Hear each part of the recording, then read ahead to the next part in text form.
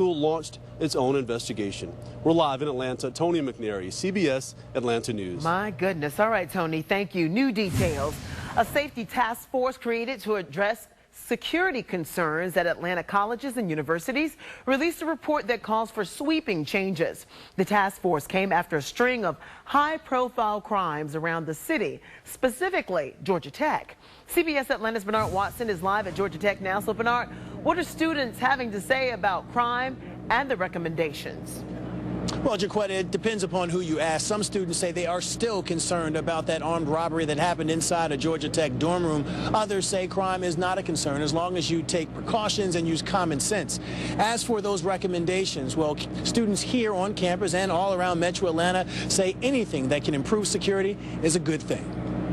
A recent spike in violent crimes, including an armed robbery inside a dorm room at Georgia Tech, sparked headlines earlier this summer.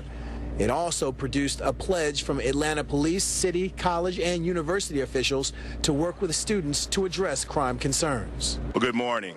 Today, weeks after its formation, the Campus Security Task Force released its safety plan. These recommendations are categorized as follows: police action, non-police action, public policy measures, and student-oriented measures. The 15-point plan calls for a number of moves, including installing more security cameras linked to the city's Video Integration Center, more lighting on and around campuses, launch Crime Stoppers on all campuses, mandatory safety awareness training for students, faculty, and staff, and establish crime-free zones with harsher penalties for crimes near campus or against students.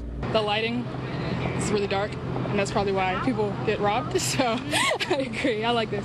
Our big push at Georgia Tech is crime awareness, crime prevention, helping students realize what type of dangers are out there and how they can help themselves protect themselves.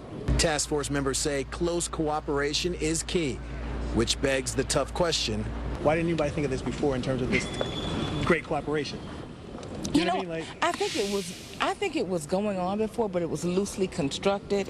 But I think this gave us an opportunity to make a more concerted effort, if you will, and to make sure that everybody's talking to each other. And some of those recommendations are supposed to go into effect right away. Others, like adding more cameras, may take some time. Now, if you want to see a full list of those recommendations, just go to our website, cbsatlanta.com. Reporting live on Georgia Tech's campus, Bernard Watson, CBS Atlanta News. Thank you, Bernard.